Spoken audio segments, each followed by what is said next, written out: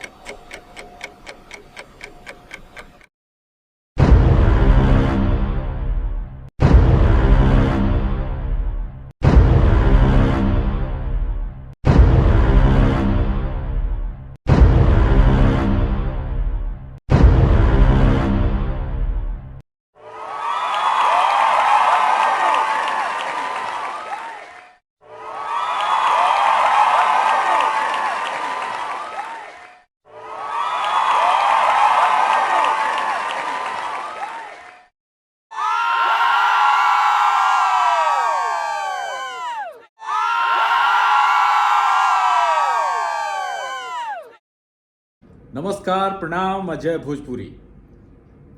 Video देख लेनी, photo देख लेनी। असल में 11 अक्टूबर 2022 के, यानी कि जौन दिन बीत गई, सिताब दियारा में, बलिया के सिताब दियारा चाहे छपरा के सिताब दियारा, कहीं सिताब दियारा में आज जुटान रहल हटे बड़े बड़े लोगन के। भारत के गृह मंत्री अमित शाह जी आई रहनी है, उत्तर प्रदेश के मुख्यमंत्री योगी आदित्यनाथ जी आई रहनी है, बलिया के सांसद वीरेंद्र सिंह मस्त जी बड़ा बेहतरीन एगो भाषण देनी है। भाषण में वहाँ के गृह मंत्री जी के स्वागत करत भोजपुरिया जनता के ओर से भोजपुरी के संवैधानिक मान्यता के बात कहनी है। बड़ा बढ़िया लागल है।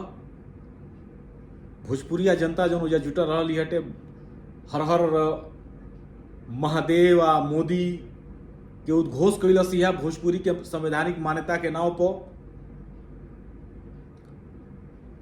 शुरू वाला वीडियो वही के देखनी है, बहुत बढ़िया लटे भोजपुरी में बोलल अमित शाह जी से ए बात के राखल भोजपुरियन के बहुत पुराना ई डिमांड बा, ई मांग बाटे, ई निहोरा बा भारत सरकार से। ये चीज़ के वहाँ के बड़ा स्पष्ट तरीका से सोझा रखनी है। वीडियो में रुआ सब यदि ध्यान से देखब तो वहाँ के महाराज जी यानी कि योगी आदित्यनाथ जी के रेफरेंस देनी हटे। बाकी वहाँ के जब स्वागत हो गई हटे अपन बात कह देनी है। ओकरा बाद अमित शाह जी के जब भाषण भइला चाहे योगी आदित्यनाथ जी के भाषण भइला तो ओमे भोजपुरी से जुड़ल कौनो बात वहाँ सब ना कहनी हटे। योगी आदित्यनाथ जी भी कोनो बात ना कहनी है, जबकि रउआ सब देख सकेनी भोजपुरी अकादमी के ई वादा भाजपा के रहल बटे घोषणा पत्र में, चुनावी जो घोषणा पत्र रहला ओकरा में ई वादा बटे, ई रउआ सब देख सकेनी। बाकी हम ए वीडियो में और एगो बात कहे जा रहल बानी कि जब रउआ सब वीरेंद्र सिंह मस्त जी के वीडियो देखब तो ओकरा में एगो बड़ा वहाँ के एगो बात कहले बानी कि जयप्रकाश जी संविधान सभा में भोजपुरी के संवैधानिक मान्यता के बात कैले रहनी, उठौले रहनी, बाकी नेहरू जी उनकर बात ना मनले आ भोजपुरी के मान्यता संवैधानिक मान्यता ना दिले। ई बात वीरेंद्र सिंह मस्त जी वीडियो में कहले बानी, वीडियो रुआ सब देख सकें। भोजपुरी के तो क्योंकि जब संविधान सभा में बहस हो रही थी भाषा के सवाल पर, तो जयप्रकाश नारायण जी ने संविधान सभा में उपस्थित लोगों से कहा था कि भोजपुरी भाषा को संविधान के सूची में शामिल किया जाए, लेकिन जवाहरलाल नेहरू के कारण से भोजपुरी संविधान की 8वीं सूची में शामिल नहीं हो पाई। असल में मस्त जी भाजपा के राजनीतिक हित के जौन तावा बा ओकरा पर रोटी सेके के काम करतानी, यानी कि वीरेंद्र सिंह मस्त जी साफा झूठ बोलले बानी, भयंकर झूठ, एगो ऐसन झूठ जौना के कोनो सीमा नहीं है, कोनो ओरी नहीं है, कोनो ओकर किनारा नहीं है, कोनो ओकरा में रामोदय कुछ सही नहीं है। कैसे? तो सबसे पहला बात, लोकनाथ जयप्रकाश यानी कि जेपी संविधान सभा में संविधान सभा के सदस्य ना रहे। खास बात दूसर का जौन बात बटे, जयप्रकाश जी यहाँ के सोशलिस्ट कांग्रेस पार्टी जो उस समय 1946 के आसपास में 47 के आसपास में रहे, ई पार्टी संविधान सभा के विरोध कैले रहे। विरोध के कुछ समय बाद जेपी के जयप्रकाश नारायण जी के लागल कि गलती भइल बा, कुछ गलत भइल बा, संविधान सभा में शामिल होके के चाहिए। ओ खातिर खुद जयप्रकाश जी नेहरू की यहाँ पत्र लिखले बनी, आ ओ पत्र में वहां के कुछ लोगन के नाव अनुमोदित केले बनी कि एह लोगन के संविधान सभा में शामिल करे के चाही, आ खुद वहां के अपना के मना केले बनी। यह पत्र के जवाब में नेहरू यानी कि चौथा बात बाटे झूठ के काटत कि नेहरू यह पत्र के जवाब में पत्र लिखत ओ लोगन के चयन से मना कर दिले बड़े, आ यह बात के सूचना राजेंद्र बाबू के भी दिले बड़े। हम रुआ सबके सामने वो दोनों पत्र के सीधा सामने रखा तानी। हिंदी में बा ई पत्र, दवायर पर ई पत्र रुआ सबके पढ़े के मिल जी, दवायर के सोर्स पर हम उजगे से ई पत्र के उठौले बानी। वहां के लिखा तनी, जेपी का जवाहरलाल नेहरू को पत्र 3 मई 1947 नई दिल्ली। मेरे प्यारे भाई, चूंकि आप बहुत व्यस्त हैं इसलिए मैंने आपका समय लेना उचित नहीं समझा। मैं आपको यह सूचित करने के लिए यह पत्र लिख रहा हूं कि सोशलिस्ट पार्टी की राष्ट्रीय कार्यकारिणी ने अब बदली हुई परिस्थितियों में इसके सदस्यों को संविधान सभा में शामिल होने की इजाजत दे दी है। यदि उन्हें ऐसा करने के लिए आमंत्रित किया जाता है तो यदि सृजित होने वाली रिक्तियों को भरने के लिए हमारे समूह से कुछ सदस्यों को लेने का प्रस्ताव हो तो मैं निम्नलिखित नामों की सिफारिश करना चाहूंगा।